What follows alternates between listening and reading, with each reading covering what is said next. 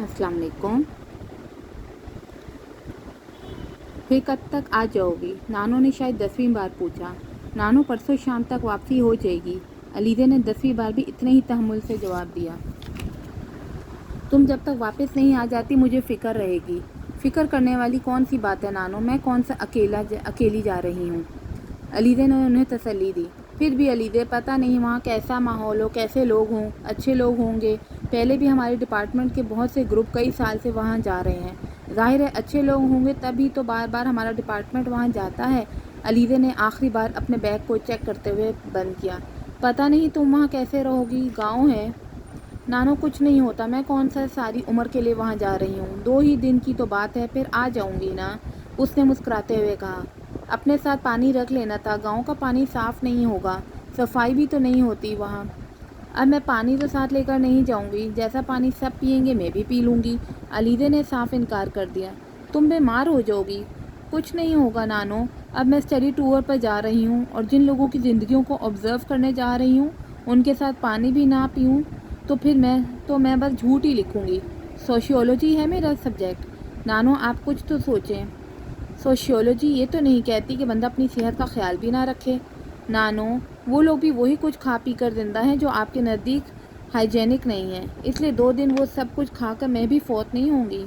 इन लोगों को आदत है, वो उसी माहौल में पले बढ़े हैं, मगर तुम्हें तो आदत नहीं है, तुम और तरह के माहौल में पली हो। नानो अब भी अपनी बात पर मुसर थी। अच्छा, मैं सुबह जाते हुए देखूंगी। अलीज़ा ने मज़ीद बहस करना मुनासिब नहीं समझा और उन्हें टाल दिया। देखूंगी नहीं, मैं एक छोटे बैग में टिन रखवा दिए हैं, कोशिश करना कोई फजूल चीज़ वहाँ से मत खाओ। कल का खाना तो मैं सुबह तुम्हारे साथ दे दूंगी, शाम तक के लिए काफ़ी होगा, और परसों तुम इन टिन को इस्तेमाल करना। नानो उसे हदायत दे रही थी। वो चुपचाप सुनती रही। खाना साथ ले जाने में कोई हर्ज नहीं था, सब मिलकर उसे खाने से अच्छी तरह एंजॉयमेंट हासिल कर सकते थे, उसने सोचा था। उसकी क्लास स्टडी टूर पर 2 दिन के लिए डस्का के करीब किसी गांव में जा रही थी। 2 दिन के क़याम के दौरान उन्हें इस गांव और इससे मुल्हिक इलाकों में पिछले कुछ सालों में एनजीओज़ की तरफ से होने वाली दही इस्लाहात का जायज़ा लेना था और फिर इस पर एक रिपोर्ट भी तैयार करनी थी। अलीज़ा इस टूर की इत्तला पर सबसे ज़्यादा एक्साइटेड थी। उसे पहली बार किसी गांव में जाने का मौका मिला था, और ना सिर्फ वहां जाने का मौका मिला था बल्कि वहां रहने का भी मौका मिल रहा था। इससे पहले होने वाले तमाम स्टडी टूर्स किसी न किसी तरह लाहौर और उसकी गिरदोनुमा तक ही महदूद रहे थे। पहली बार ऐसा हुआ था कि वो लोग इतनी दूर जा रहे थे। गांव में उनके क़याम का बंदोबस्त वहाँ के कुछ ज़मींदार घरानों में किया गया था। दानों ने बहुत आसानी से उसे जाने की इजाज़त नहीं दी थी, लेकिन बहरहाल दे दी थी, और अलीज़ा के लिए इतना ही काफ़ी था। और अब सुबह सवेरे उसे यूनिवर्सिटी से अपने सफ़र का आगाज़ करना था, और रात को वो अपनी पैकिंग कर रही थी। जब नानो ने उसके सर पर खड़े होकर हदायत देना शुरू कर दी, खाने की मेज़ पर नानो ने यह खबर उमर को भी दी। वो सालन के डूंगे में से सालन निकालते निकालते रुक गया। क्यों अलीज़ा, गांव में क्या करोगे तुम लोग? थोड़ी बहुत रिसर्च करेंगे। जा कहाँ रहे हो? अलीज़ा ने उसे गांव का नाम बताया। किस चीज़ के बारे में रिसर्च करनी है? वो बहुत मुतजस्सिस नज़र आ रहा था। वहाँ पिछले कुछ सालों से चंद एनजीओज़ काफ़ी काम कर रही हैं, सोशल डेवलपमेंट और दही इस्लाहात के हवाले से। उन्हीं के काम का जायज़ा लेना था, उनका तरीक़ाकार और इतनी कामयाबी से वहाँ कैसे काम कर रही हैं। उसने बड़ी संजीदगी से बताना शुरू किया, मगर इसके जवाब पर उमर का रद्द अमल हैरत अंगेज़ था। वो बेइख्तियार कहका लगाकर हंसने लगा और फिर काफ़ी देर तक हंसता ही रहा। अलीज़ा कुछ शर्मिंदा हो गई। उसे अपनी हद का एहसास हुआ। क्या हुआ उमर, हंस क्यों रहे हो? नानो ने भी कुछ हैरान होकर उमर को देखा, जिसका चेहरा अब सुर्ख हो रहा था। फिर अचानक उसने खुद पर काबू पाते हुए पानी का गिलास हाथ में ले लिया। पानी के चंद घूंट लेने के बाद उसने अलीज़ा से कहा, तो आप वहाँ उन चीज़ों पर रिसर्च करने जा रही हैं? अलीज़ा ने कोई जवाब नहीं दिया। वो चेहरे पर खफगी के तासुरात लिए खाना खाने में मसरूफ़ रही। उमर उसकी खफगी को जैसे भांप गया था। ये जो तुम लोगों का डिपार्टमेंट वहाँ स्टडी टूर के लिए जा रहा है, ये खुद से जा रहा है या किसी के इनविटेशन पर? अलीज़ा ने चौंक कर उसे देखा। मेरा मतलब है कोई स्पॉन्सर कर रहा है इस टूर को, उसने वजाहत की। हाँ, वहाँ काम करने वाली एक एनजीओ, अलीज़ा ने मुख्तसर जवाब दिया, और उमर ने उसका जवाब सुनकर बड़ी रवानी और इत्मीनान के साथ उस एनजीओ का नाम दोहराया। अलीज़ा हैरान रह गई। आप कैसे जानते हैं कि हमें इस एनजीओ ने स्पॉन्सर किया है? बस हमारे भी कुछ सोर्सेज हैं। वो अब इत्मीनान से चावल खाने में मसरूफ़ हो गया। आप हंसे क्यों थे? इस बार अलीज़े ने उसे कुछ कड़े तेवरों से देखा। उमर एक बार फिर मुस्कुराया। बस ऐसे ही, वो तुम कह रही थी एनजीओ की कामयाबियाँ और तरीका, वो सोशल डेवलपमेंट, हाँ और वही दही इस्लाहात, तो बस मुझे हंसी आ गई। इसमें हंसने वाली तो कोई बात नहीं है। अलीज़े कुछ बरम हो गई। अगर बंदा एक ऐसी चीज़ पर रिसर्च करने जा रहा हो जिसका कोई वजूद ही नहीं, तो फिर मेरे जैसे बंदे को तो हंसी आएगी। क्या मतलब? अलीज़े बीवी, वहाँ जाकर अपना वक्त ज़ाया मत करें, हमसे पूछें सारी इन्फॉर्मेशन, आपको घर बैठे दे देंगे, आप बस हुक्म करें। उसकी मुस्कुराहट बेहद मायने खेज थी। मेरी समझ में नहीं आ रहा आप क्या कह रहे हैं। वो उलझ गई। एनजीओ वहाँ इस किस्म का कोई काम नहीं कर रही हैं जिसके बारे में आप अभी ऐलान फरमा रही थी। ये सारी एनजीओ डोनर एजेंसीज़ के रुपए के बलबूते पर चलती हैं और ये डोनर एजेंसीज़ यूरोपियन होती हैं या अमेरिकन, और उन्हें उनकी गवर्नमेंट पैसे देती है। आपका क्या ख्याल है कि अमेरिका या यूरोप यहाँ दही इस्लाहात पर अपना रुपया ज़ाया करेंगे? अलीज़े बीवी, जिस मुल्क की 70% आबादी देहात में रहती हो, वहाँ दही इस्लाहात का मतलब है कि आपने उस मुल्क की इकोनॉमी को सही डायरेक्शन दी और तरक्की के लिए एक संग बुनियाद रख दिया। कौन सा मुल्क इतना अहमक होगा कि अपना रुपया दूसरे मुल्क की तरक्की या बकौल आपके दही इस्लाहात पर लगाए? वहाँ एनजीओज ऐसा कुछ भी नहीं कर रही, वो कुछ और कर रही हैं वहाँ। वो अपनी प्लेट में कुछ और चावल निकालते हुए कहता जा रहा था। ये कैसे हो सकता है? पिछले कई साल से हमारे हेड ऑफ डिपार्टमेंट वहाँ हमारे डिपार्टमेंट को भिजवाते रहे हैं और वो सब लोग वही सब कुछ लिखते रहे हैं जो मैं बता रही हूँ। और फिर इंटरनेशनल मीडिया भी तो काफ़ी अरसे से वहाँ एनजीओज की कारकर्दगी पर लिखता रहा है। मीडिया को धोखा कैसे दिया जा सकता है? उमर ने खाना खाते हुए अचानक सर उठाकर अलीज़े के सामने अपने हाथ की 2 उंगलियां उठा दी। ये कितनी उंगलियां हैं अलीज़े? बड़ी मुलायमत से उससे पूछा गया। वो इस सवाल पर गड़बड़ा गई। उसके चेहरे से अंदाज़ा नहीं कर पाई कि वो मजाक संजीदा था या मजाक कर रहा था। 2 बेख्तियार उसके मुंह से निकला। गुड, ये 2 उंगलियां हैं जो आपको 2 नज़र आती हैं। ये इसलिए 2 हैं क्योंकि मैंने आपको 2 ही उंगलियां दिखाई हैं, 3 या 4 नहीं। लेकिन 2 उंगलियां नज़र आने का मतलब ये तो नहीं है कि मेरे हाथ में बाकी 3 उंगलियां नहीं हैं। मगर इन 3 उंगलियों को मैं ज़रूरत के वक्त दिखाऊंगा। अलीज़े उलझी हुई नज़रों से उसे देखने लगी। आपके हेड ऑफ डिपार्टमेंट एक बहुत बड़े उल्लू हैं। नहीं, शायद ये कहना ज़्यादा मुनासिब होगा कि वो हम लोगों के नज़दीक उल्लू हो सकते हैं। हो सकता है वो इन मामलात में खासी समझदारी का मुजाहरा कर रहे हों। वो पुरसोच अंदाज में कह रहा था। क्या मतलब? मतलब ये है अलीज़े बीबी कि यूरोप में उल्लू को एक खासा अक्लमंद जानवर समझा जाता है। आपके हेड ऑफ द डिपार्टमेंट भी ऐसे ही उल्लू हो सकते हैं। अलीज़े कुछ कहे बगैर उसका चेहरा देखती रही। वो अब खासी लापरवाही से पानी पीने में मसरूफ़ था। ये एनजीओ बहुत अरसे से अगर आपके डिपार्टमेंट को यहाँ के दौरे करवा रही है तो यकीनन हेड ऑफ द डिपार्टमेंट को भी कुछ ना कुछ पेश करती रही होगी। डॉलर्स की कमी तो नहीं होती इन एनजीओज़ के पास। पानी का गिलास नीचे रखकर वो एक बार फिर बोलना शुरू हो चुका था। मगर वो क्यों देंगे उन्हें डॉलर्स? उसे शौक लगा। ताकि आपका डिपार्टमेंट वहाँ के स्टडी टूर्स कर करके रिपोर्ट्स बनाता रहे और ये एनजीओ हमेशा गवर्नमेंट की गुड बुक्स में रहे, नाम बनता रहे, रेपुटेशन बेहतर से बेहतर होती जाए। आपका डिपार्टमेंट कोई वाहिद डिपार्टमेंट नहीं होगा जिसे वहाँ के विजिट करवाए जाते हैं। दूसरी बहुत सी यूनिवर्सिटीज़ के डिपार्टमेंट्स को भी इस तरह बुलाया जाता होगा। खुद सोचे, मुल्क की 10-12 अच्छी यूनिवर्सिटीज़ के कुछ अच्छे डिपार्टमेंट्स, ताकि आपका डिपार्टमेंट वहाँ के स्टडी टूर्स कर करके रिपोर्ट्स बनाता रहे और ये एनजीओज़ हमेशा गवर्नमेंट की गुड बुक्स में रहे, नाम बनता रहे, रेपुटेशन बेहतर से बेहतर होती जाए। आपका डिपार्टमेंट कोई वाहिद डिपार्टमेंट नहीं होगा जिसे वहाँ के विजिट करवाए जाते हैं। दूसरी बहुत सी यूनिवर्सिटीज़ के डिपार्टमेंट्स को भी इस तरह बुलाया जाता होगा। खुद सोचे, मुल्क की 10-12 अच्छी यूनिवर्सिटीज़ के कुछ अच्छे डिपार्टमेंट्स को एनजीओज़ बार बार इन्वाइट करें, उसके बाद वो लोग अपनी रिसर्च में या रिपोर्ट्स में उस ख़ास एनजीओ का जिक्र अच्छे लफ्ज़ों में करें, तो कितना बड़ा हथियार है ये उस एनजीओ के हाथ में जिसे वो कभी भी इस्तेमाल कर सकती है। वो अब कदरे संजीदा नज़र आ रहा था। क्या एनजीओ इस इलाके में कुछ नहीं कर रही? अलीज़े ने कदरे हैरानी से पूछा। नहीं, वो कर रही हैं अपना काम, वो बड़ी मुस्तैदी से कर रही हैं, मगर वो काम बहरहाल इन कामों में शामिल नहीं है जिनका जिक्र थोड़ी देर पहले आप कर रही थी। ये लोग वहाँ पिछले कई सालों से कुछ डेटा इकट्ठा करने में मसरूफ़ थे, बल्कि कर चुके हैं। कैसा डेटा? ये जो इलाका है डस्का, सियालकोट, नारोवाल और उसके इर्द गिर्द के सारे देहाती पिछले बहुत से सालों से बैनुल-अक़वामी तौर पर बहुत मशहूर हो रहे हैं और उन पर खासी नज़र रखी जा रही है। क्यों नज़र रखी जा रही है? इसकी बहुत सी वजूहात हैं। یہ علاقے مشہور اسپورٹس گڈز کی وجہ سے سرجیکل انسٹرومنٹس کا کام بھی ہوتا ہے، مگر اصل وجہ شہرت اسپورٹس گڈز ہی ہے، اور اسپورٹس گڈز میں بھی فٹ بال۔ اس وقت یورپ اور امریکہ میں استعمال ہونے والا 80% فٹ بال اسی علاقے سے آتا ہے۔ وہ اب بڑی سنجیدگی سے اسے تفصیلات بتا رہا تھا۔ چند لمحے پہلے والی مسکراہٹ اس کے چہرے سے غائب ہو چکی تھی، لیکن یہ فٹ بال ایڈیڈاس کی اسٹیمپ کے ساتھ پوری دنیا میں امریکن فٹ بال کے طور پر سپلائی کر دیا جاتا ہے۔ اس علاقے میں جو فٹ بال سینٹ میں تیار ہوتا ہے وہ انٹرنیشنل مارکیٹ میں ڈالرز میں بکتا ہے۔ علیزہ کی دلچسپی ختم ہوتی جا رہی تھی۔ مگر اس سارے معاملے کا این جی اوز کے ساتھ کیا تعلق ہے؟ عمر نے اپنی بات جاری رکھی۔ اب یہ سارا فٹ بال وہاں کی فیکٹریز میں تیار نہیں ہوتا۔ عجیب بات ہے، لیکن 90% فٹ بال وہاں کے دیہی ایریا میں تیار ہوتا ہے۔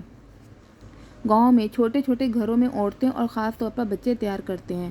وہاں سے یہ فٹ بال فیکٹریز میں جاتا ہے، ان فیکٹریز میں جنہوں نے جوائنٹ وینچر کیا ہوا ہے ملٹی نیشنل کمپنیز کے ساتھ، اور اب تک وہاں پر ان کمپنیز کا ہولڈ تھا جن کا تعلق امریکہ سے ہے۔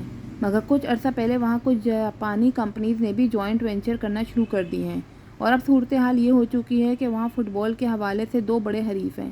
ایک وہ فرم جس کا ایڈیڈاس کے ساتھ وینچر ہے، اور دوسری وہ جس کا جاپانی کمپنی کے ساتھ وینچر ہے۔ اس دوسری کمپنی نے ایڈیڈاس کے بزنس کو خاصا نقصان پہنچایا۔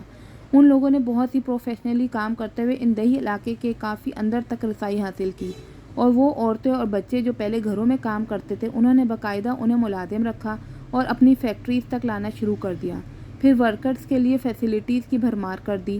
نتیجہ یہ ہوا کہ وہاں اچھے ورکرز نے اس نئی فرم کے لیے کام کرنا شروع کر دیا۔ ایڈیڈاس کو ایک زبردست جھٹکا لگا فٹ بال کے بزنس کے حوالے سے، کیونکہ ان کے لیے کام کرنے والوں کی تعداد میں کمی ہو گئی، اور دوسری طرف جس فٹ بال کی اسٹیچنگ 7-8 روپے میں ہوتی تھی وہ یکدم 11-12 روپے میں پڑنے لگا، کیونکہ ورکرز نے زیادہ روپیہ مانگنا شروع کر دیا۔ دوسری طرف یہ بھی ہوا کہ امریکہ میں فٹ بال کا ورلڈ کپ ہونے والا ہے، پھر اولمپکس بھی آ رہے ہیں، اس لیے وہاں اس وقت فٹ بال کی بہت ڈیمانڈ ہے اور بہت مہنگی بک رہی ہے۔ تو فٹ بال کی مارکیٹ میں امریکی کمپنیز کا حصہ کچھ کم ہو گیا۔ پہلے جو فٹ بال صرف امریکن لیبل کے ساتھ بک رہا تھا اب وہ جاپانی لیبل کے ساتھ بکنے لگا۔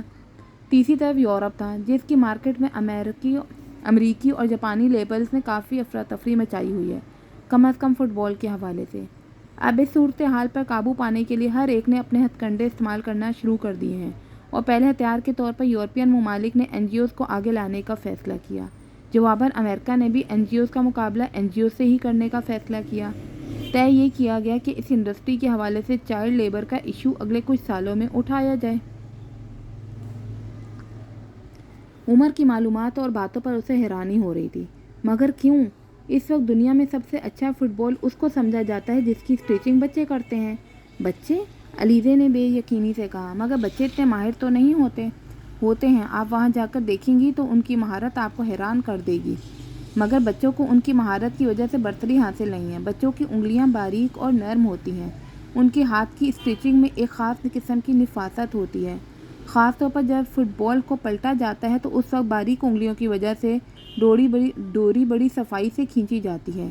یہ کچھ ویسی ہی بات ہے جس طرح کارپیٹ بناتے ہوئے بھی انٹرنیشنل مارکیٹ میں اس کارپیٹ کی قیمت بہت زیادہ ہوتی ہے جسے بچے بناتے ہیں، کیونکہ جب کارپیٹ میں گرہیں لگائی جاتی ہیں تو بچوں کی باریک اور نرم انگلیاں بڑوں کی نسبت یہ کام زیادہ صفائی اور نفاست سے کرتی ہیں۔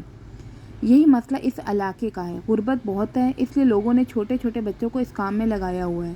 اب یورپ میں چائلڈ لیبر پر بین ہے، اور وہاں گورنمنٹ سرکاری طور پر ایسی چیزیں اپنی مارکیٹ میں نہیں آنے دیتی جس کے بارے میں تھوڑا سا بھی شک ہو کہ یہ بچوں نے بنائی ہیں۔ امریکہ میں بھی ایسا ہی ہے۔ این جی اوز جب یہاں آئیں تو انہوں نے دیہی اصلاحات اور سوشل ڈیولپمنٹ کا نام لے کر فیکٹ اینڈ فگرز اکٹھے کرنے شروع کر دیے۔ کس علاقے میں کس عمر سے کس عمر تک کے بچے یہ کام کر رہے ہیں، فٹ بال کی انڈسٹری سے منسلک عورتوں کی تعداد کتنی ہے، باؤنڈ لیبر کی ریشو کیا ہے، اجرتوں کا ریٹ کیا ہے، ان لوگوں کی کس طرح کی سہولیات میسر ہیں، یہ سارا ڈیٹا اکٹھا کیا گیا۔ اور آپ دیکھیے گا علیزہ بی بی، آئندہ چند سالوں میں چائلڈ لیبر اور بانڈڈ لیبر کے حوالے سے ان ہی علاقوں کے متعلق انٹرنیشنل میڈیا خاصا شور مچائے گا، کچھ پابندیاں بھی لگائی جائیں گی۔ مجھے یقین نہیں آ رہا آ جائے گا، عمر نے اطمینان سے کہا۔ مگر یہ این جی اوز تو تعلیم کے حوالے سے بہت کام کر رہی ہیں، شور زیادہ کر رہی ہیں، مگر کس لیے ہے یہ بھی میں آپ کو بتا دوں۔ فی الحال تو آپ یہ جان لیں کہ ابھی اس علاقے میں موجود فیکٹریز یا فرم ISO 900 کے سرٹیفکیٹ کے بغیر ہیں اور ورلڈ ٹریڈ آرگنائزیشن اور GATT کے ساتھ ہونے والے معاہدوں کے مطابق اگلے کچھ سالوں میں ہر ملک کو اپنی مارکیٹ کھلی رکھنی پڑے گی، مگر اس مارکیٹ میں ان ہی فرمز یا کمپنیز کا مال جا سکے گا جن کے پاس یہ سرٹیفکیٹ ہے، اور یہ سرٹیفکیٹ تبھی جاری کیا جاتا ہے جب چائلڈ لیبر یا باؤنڈڈ لیبر کے حوالے سے اس فرم یا کمپنی پر کوئی الزام نہ ہو۔ مگر ان NGOs نے اتنے اچھے طریقے سے ڈیٹا اکٹھا کیا ہے کہ وہ کسی بھی کمپنی یا فرم کو اس حوالے سے یورپین یا امریکن مارکیٹ میں بلیک لسٹ کروا سکتے ہیں۔ ان NGOs کے پاس مکمل ریکارڈ ہے کہ کون سی فرم کون سے علاقے کے کون سے گھروں سے کتنی تعداد میں کیا چیز تیار کرواتے ہیں۔ وہ یہ بھی جانتے ہیں کہ وہ مال تیار کرنے میں بچوں یا عورتوں کا کس حد تک حصہ ہے۔ اب فرض کر لیں کہ اس علاقے کی کسی فرم نے کسی امریکن ملٹی نیشنل کمپنی کے ساتھ جوائنٹ وینچر کیا، مثال کے طور پر ایڈیڈاس کے ساتھ۔ اب ایڈیڈاس کی شرط یہ ہوتی ہے کہ فٹ بال میں ان کا لیبل لگے گا، اس لوکل فرم کا نہیں، اور ساری دنیا میں وہ فٹ بال امریکی فٹ بال کے طور پر سپلائی کیا جائے گا۔ اب اگر یہ لوکل فرم یہ طے کر لیتی ہے کہ وہ خود مختار ہو جائے اور کانٹریکٹ ختم کر کے اپنے لیبل کے ساتھ دنیا میں فٹ بال سپلائی کرے، تو NGOs کی مدد سے حاصل کیے جانے والے ریکارڈ کو اس فرم کے منہ پر مارا جائے گا اور کہا جائے گا کہ آپ تو چائلڈ لیبر کرواتے ہیں، باؤنڈڈ لیبر کے بھی ذمہ دار ہیں، اس لیے آپ کو ISO سرٹیفکیٹ نہیں جاری کیا جائے گا، جو اگلے چند سال میں امپورٹ ایکسپورٹ سے تعلق رکھنے والے ہر ادارے کے لیے لازمی ہو جائے گا۔ اب علیزے آپ بتائیے وہ لوکل فرم بیچاری کیا کرے؟ ظاہر ہے وہ کبھی بھی ایڈیڈاس یا کسی بھی دوسری ملٹی نیشنل کمپنی کے ساتھ معاہدہ ختم نہیں کرے گی اور یہ سلسلہ چلتا ہی رہے گا۔ علیزے کچھ شوق سی اس کی باتیں سن رہی تھی۔ مجھے ابھی بھی یقین نہیں آ رہا، اگر وہاں اتنی NGOs اس طرح کا کام کر رہی ہیں تو ابھی تک میڈیا نے ان چیزوں کو ہائی لائٹ کیوں نہیں کیا؟ جرنلسٹ تو فوراً ہر چیز، خاص طور پر چھپی ہوئی چیزوں کو ڈھونڈ لیتے ہیں، اور پھر اگر NGOs اس طرح کا کام کر رہی ہیں تو ان کی فیلڈ فورس بھی تو بہت زیادہ ہوتی ہے، ان میں سے کسی کو یہ سب کچھ نظر کیوں نہیں آتا، یا وہ لوگ یہ باتیں میڈیا تک کیوں نہیں پہنچاتے؟ علیزے نے بے یقینی سے پوچھا۔ اس کی بھی بہت سی وجوہات ہیں۔ عمر اب بھی سنجیدہ تھا۔ اس علاقے کی خوش قسمتی کہہ لو یا بدقسمتی، مگر یہ پاکستان کے ان علاقوں میں سے ایک ہے جہاں اقلیتوں کی ایک بڑی تعداد آباد ہے، اور اقلیتوں کا بھی وہ طبقہ جس کو آپ لوئر مڈل کلاس کہتے ہیں، جن کے پاس صرف ایک آپشن ہوتا ہے کہ وہ تعلیم حاصل نہ کر کے میونسپلٹی میں سویپر کا کام کر لیں، یا تعلیم حاصل کرنے کے بعد ہاسپٹلز میں نرسوں یا وارڈ بوائز کے اعلیٰ عہدے حاصل کر لیں۔ جہاں پر اقلیتوں کے لیے مواقع کو اتنا محدود کر دیا جائے کہ انہیں بھوک یا بددیانتی میں سے کسی ایک کو چننا پڑے تو وہ بددیانتی کو چن لیں گے۔ اس علاقے میں بھی یہی ہو رہا ہے۔ فیلڈ میں کام کرنے والوں کا انتخاب کرتے ہوئے NGOs اقلیتی طبقوں کو ترجیح دیتی ہے، ان کے نزدیک وہ قدرے زیادہ قابل اعتماد ہوتے ہیں، مگر اس کا یہ مطلب قطعاً نہیں کہ صرف وہ لوگ ہی NGOs کے ساتھ کام کریں ہیں، ان کے ساتھ ہر طرح کے لوگ شامل ہیں۔ روپے میں بڑی طاقت ہوتی ہے علیزے، اور خاص طور پر تب جب وہ بندہ بے روزگار ہو۔ یہ لوگ کام کا بہت اچھا معاوضہ دیتے ہیں، پک اینڈ ڈراپ کی سہولت بھی دیتے ہیں، کھانا بھی مہیا کرتے ہیں، اس کے علاوہ بھی اور کچھ سہولیات ہوتی ہیں، اور جب ایک بیکار بندے کو بیٹھے بٹھائے اتنا سب کچھ مل جائے تو وہ اپنی آنکھوں کے ساتھ کان اور زبان بھی بند کر لیتا ہے۔ اگر کوئی زیادہ حب الوطنی کا ثبوت دینے کی کوشش کرے تو اس کی زبان بند کرنے کے لیے بھی کئی طریقے ہوتے ہیں، اور ویسے بھی NGOs ان علاقوں سے صرف فیلڈ فورس کے لیے لوگ لیتی ہے۔ آفیسرز یا ایڈمنسٹریشن کے سارے لوگ کراچی، لاہور یا دوسرے بڑے شہروں سے آتے ہیں، اور وہی ہوتے ہیں جو کئی سالوں سے ان NGOs کے ساتھ منسلک ہیں۔ ان کا کچا چھٹا چھپائے رکھنے کی قیمت وہ ڈالرز اور پاؤنڈز میں وصول کرتے ہیں۔ مگر میڈیا کیوں خاموش ہے؟ یہ ساری باتیں ان لوگوں سے کیوں پوشیدہ ہیں؟ وہ اب کچھ فکر مند نظر آنے لگی۔ کس میڈیا کی بات کر رہی ہیں آپ؟ نیوز پیپر کی یا ٹی وی کی؟ دونوں کی۔ ٹی وی تو کبھی NGOs کے بارے میں سچ دکھا ہی نہیں سکتا، کیونکہ گورنمنٹ کی پالیسی نہیں ہے۔ میں نے تمہیں بتایا ہے نا کہ ان NGOs کو جن ایجنسیز کے ذریعے روپیہ ملتا ہے وہ غیر ملکی حکومتوں کی اعلی کار ہوتی ہیں، اور یہ لوگ ہماری حکومت پر پریشر ڈالتے رہتے ہیں۔ حکومت کو NGOs پر تنقید ٹی وی پر دکھانے کی کیا ضرورت ہے؟ اس کے پاس اتنی طاقت ہوتی ہے کہ وہ اس NGOs کو بین کر دے، مگر صرف طاقت ہونے سے تو کچھ نہیں ہوتا۔ گورنمنٹ کس سے لڑے گی؟ وہ کیا کہتے ہیں، بیگرز کانٹ بی چوزر، گدھا گر کے پاس انتخاب کی گنجائش نہیں ہوتی۔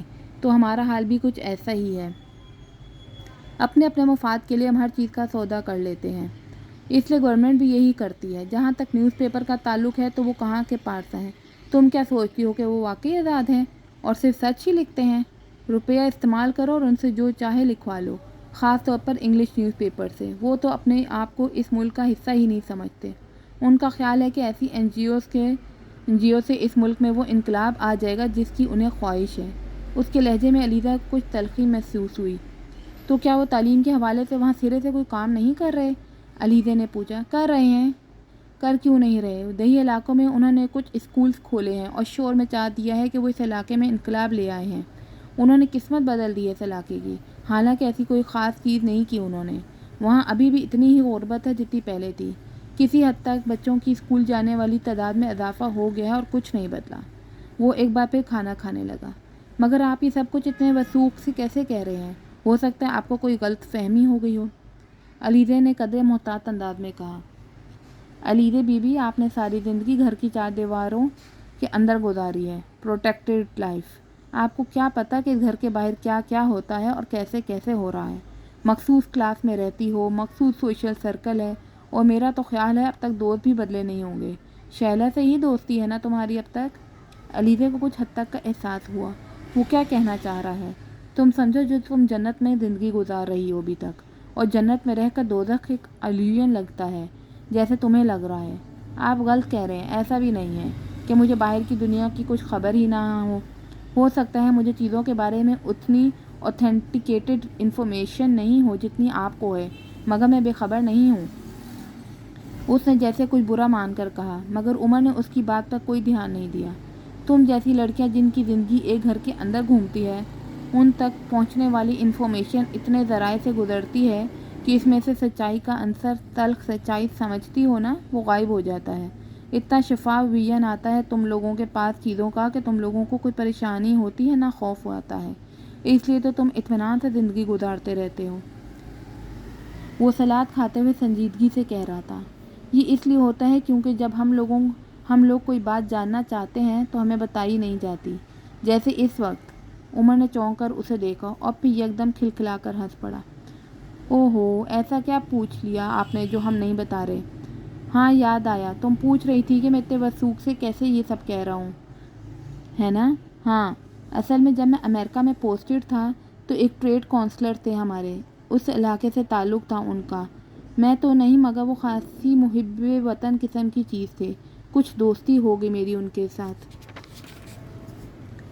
وہ یوں بات کر رہا تھا جیسے اپنی کسی غلطی کا اعتراف کر رہا تھا۔ ہمیں کچھ رپورٹس ملی کچھ این جی اوز کے حوالے سے۔ ہم نے سوچا کہ چلو کچھ ریسرچ کریں کہ آخر یہ معاملہ کیا ہے۔ 2 ماہ ہم لوگوں نے اس علاقے میں ہی نہیں بلکہ یورپ اور امریکہ میں بھی اچھی خاصی چھان بین کی۔ حاصل ہونے والے حقائق اور اعداد و شمار خاصے ڈرا دینے والے تھے، مگر غلط نہیں تھے۔ یہ کیسے ہو سکتا ہے؟ وہ گنگ تھی۔ کیسے ہو سکتا ہے؟ یہ تو مجھے نہیں پتا، مگر یہی ہو رہا ہے۔ تمہارے ڈپارٹمنٹ اتنے سالوں سے اس علاقے میں آ جا رہا ہے، مگر میری جتنی انفارمیشن نہیں ہوگی۔ اس علاقے کے بارے میں میری ہر چیز میری فنگر ٹپس پر ہے۔ کچھ اور پوچھ لو، پاپولیشن کے بارے میں، کسی لوکیشن کے بارے میں، کسی فیکٹری کے بارے میں، کسی این جی اوز کے بارے میں یا کسی اور چیز کے بارے میں۔ پھر 95 کا اکنامک سروے آف پاکستان کھولنا اور تصدیق کر لینا۔ عمر کے لہجے میں اسے عجیب سا فخر محسوس ہوا۔ پھر آپ نے کیا کیا؟ اس نے کچھ بےتاب ہو کر پوچھا۔ کیا کیا مطلب؟ عمر پانی پیتے پیتے رک گیا۔ آپ نے جب ریسرچ کی تو آپ نے اس سب سے گورنمنٹ کو مطلع کیا؟ عمر کے چہرے پر ایک مسکراہٹ نمودار ہوئی۔ ہاں، گورنمنٹ کو مطلع کیا، باقاعدہ رپورٹ سبمٹ کی، اس نے پانی پی کر کہا۔ پھر گورنمنٹ نے ایکشن لیا؟ بالکل لیا، بلکہ فوری طور پر لیا۔ گورنمنٹ نے کیا کیا؟ اس نے تجسس اپنی انتہا کو پہنچ چکا تھا۔ وجاہت حسین کو امریکہ سے جبوتی ٹرانسفر کر دیا گیا، اور مجھے پاپا نے بلوا کر کہا کہ میں فورن سروس میں ہوں، انٹیلیجنس میں نہیں، اس لیے اپنے کام سے کام رکھوں اور فضول معاملات میں اپنی ٹانگ نہ اڑاؤں۔ وہ شاکڈ رہ گئی۔ عمر کے چہرے پر کمال کا اطمینان تھا۔ اور رپورٹ کا کیا ہوا؟ اس نے ایک بار پھر پوچھا۔ رپورٹ کی ایک کاپی سوینئر کے طور پر میں نے اور وجاہت نے رکھ لی، جو کاپی گورنمنٹ کو بھجوائی تھی وہ انہوں نے تبرک کے طور پر امریکہ کے فورن آفس کو بھجوا دی۔ وہ مزے لے کے بتا رہا تھا۔ کیا؟ وہ تقریباً چلا اٹھی۔ ہاں، ٹھیک بتا رہا ہوں۔ رپورٹ سبمٹ کروانے کے 1 ہفتے کے اندر یہ سب کچھ ہوا، اور پھر تقریباً 1 ہفتے کے بعد ایک سفارتی ڈنر میں امریکہ کے فورن آفس سے تعلق رکھنے والے جان پہچان والے ایک آفیسر نے बड़ी बेतकल्लुफ़ी से मेरे कंधे पर हाथ रखकर मुझे इतने अच्छे रिसर्च वर्क के लिए मुबारकबाद दी। साथ ये भी कहा कि आइंदा भी अगर ऐसा कोई प्रोजेक्ट करने का इरादा हो तो वो इसे स्पॉन्सर कर देंगे। मुझे अखराजात का कोई प्रॉब्लम नहीं होगा। साथ ये भी फरमाया कि इस बार ये रिपोर्ट हासिल करने में उन्हें 2 दिन लग गए क्योंकि पाकिस्तान से मंगवाना पड़ी। आइंदा मैं कर्टसी के तौर पर एक कॉपी उन्हें पहले ही भिजवा दूँ तो उन्हें बड़ी खुशी होगी। अलीदे की समझ में नहीं आया वो हंसे या रोए। वो हवन्नकों की तरह उमर का चेहरा देखती रही। उमर ने मुस्कुरा कर कहा, बिल्कुल यही एक्सप्रेशन मेरे भी थे उस वक्त। बाद में मैं नॉर्मल हो गया, बिल्कुल वैसे ही जैसे तुम हो जाओगी। अलीदे ने एक गहरी सांस ली। आपने कोई एहतजाज नहीं किया? मैंने तो नहीं किया, मुझे अपनी गलती का एहसास हो चुका था। हाँ, वजाहत ने एहतजाज किया। उसने जबूती जाने से इनकार कर दिया तो उससे कहा गया कि फिर वो रिज़ाइन कर दे, तो उसने रिज़ाइन कर दिया। दरअसल वो सेल्फ मेड बंदा था। पता नहीं बचते बचाते कैसे इतने ऊंचे ओहदे पर पहुंच गया। उसकी कोई बैक नहीं थी, बैक होती तो शायद उसके साथ ये सब कुछ ना होता। अलीज़े को बेख्तियार वजाहत हुसैन पर तरस आया। फिर अब वो क्या कर रहे हैं? ऐश कर रहा है। क्या मतलब? रिज़ाइन करने के तीसरे दिन उसको वर्ल्ड बैंक से जॉब की ऑफ़र हो गई। उसने वहाँ काम शुरू कर दिया। इस वक्त वो तकरीबन $50,000 की तनख्वाह पर काम कर रहे हैं। असल में हुआ ये कि वो रिपोर्ट उन लोगों ने भी देखी। वो बड़े मुतासिर हुए उस बंदे से, जान गए कि इसमें बड़ी सलाहियत है। बस फिर वो उसके पीछे पड़ गए। अब वो वहीं है न्यूयॉर्क में। अलीज़े के पास जैसे लफ्ज़ नहीं रहे थे। वो उसके सामने कौन सा पेंडोरा बॉक्स खोल कर रहा था। मगर वजाहत हुसैन ने क्यों ज्वाइन किया वर्ल्ड बैंक, सब कुछ जानते हुए भी? तो क्या करता, भूखा मरता? एक तो उसे हुबुल वतनी की बीमारी, ऊपर से ईमानदारी की बीमारी। इससे ज़्यादा फैटल कॉम्बिनेशन कोई नहीं हो सकता किसी पाकिस्तानी के लिए। पाकिस्तान में आ जाता तो धक्के खाता इन खूबियों के साथ, और धक्के किसी को भी अच्छे नहीं लगते। फिर उसकी बीवी बच्चे थे, जिम्मेदारियाँ थी उस पर। उसने जो किया बिल्कुल ठीक किया। मेरी तरह उसको भी अपनी गलती का एहसास हो गया, मगर कुछ देर से। उमर, ये कोई गलत काम नहीं है जो आपने किया या जो उन्होंने किया। क्यों गलत काम नहीं है? हमारी ऑफिशियल ड्यूटीज़ में तो ये काम नहीं आता था। इंटीरियर मिनिस्ट्री का काम था, ये जाहिर है। हमने उसके काम में टांग अड़ाई। मगर उमर, आप ये ना करते तो शायद ये सब कुछ छुपा रहता। उसने जैसे उसे तसल्ली देने की कोशिश की। नहीं अलीज़े बीबी, हमारी गलती यही थी कि हम जाने बूझे हक़ाइक़ और दरियाफ्त करने चल पड़े थे। हालांकि वो बातें सबको पता थी। उसने अलीज़े को एक बार फिर चौंकाया। क्या मतलब? हाँ, इंटीरियर मिनिस्ट्री अच्छी तरह वाकिफ़ थी, यहाँ तक कि एजेंसीज़ भी। हमारी तरह के कई उल्लू ऐसी ही रिपोर्ट्स तैयार करके पेश कर चुके थे। इस इलाके में जाओगी तो ये देखकर हैरान रह जाओगी कि इन NGOs के दफातर कैंट के इलाके में हैं। और जाहिर है ये तो नामुमकिन है कि आर्मी के इलाके में होने वाली ऐसी सरगर्मियाँ आर्मी की एजेंसी से खुफिया हों। मगर वो भी सिर्फ रिपोर्ट्स दे देते हैं, कुछ कर नहीं सकते। इसलिए हमने कोई ऐसा नया और अनोखा काम नहीं किया। वो अब स्वीट डिश पर हाथ साफ करते हुए कह रहा था। अलीज़े को उमर पर रश्क आया। उसकी बाखबरी ने उसे हमेशा की तरह मुतासिर किया। कम अज़ कम मेरे पास कभी भी उमर जितनी मालूमात नहीं हो सकती। उसने दिल ही दिल में एतराफ़ किया। आप जा रही हो वहाँ तो आंखें खुली रखना। हर चीज़ को उसकी फेस वैल्यू पर मत लेना। थोड़ा सा भी रैशनल हो जाओगी तो हकीकत जानने लगोगी, फिर ज़्यादा मुतासिर नहीं हो सकोगी। वो अब उसे हदायत दे रहा था। लेकिन मैं वहाँ जाना ही नहीं चाहती, उसने ऐलान किया। उमर ने हैरानी से उसे देखा। क्या मतलब है तुम्हारा? आप कह रहे हैं कि वहाँ तो ऐसी किसी चीज़ का वजूद ही नहीं है जिसका जायज़ा लेने में जा रही हूँ। तो फिर ठीक है, वहाँ जाकर मैं वक्त ज़ाया क्यों करूँ? उसने जैसे फौरी तय कर लिया।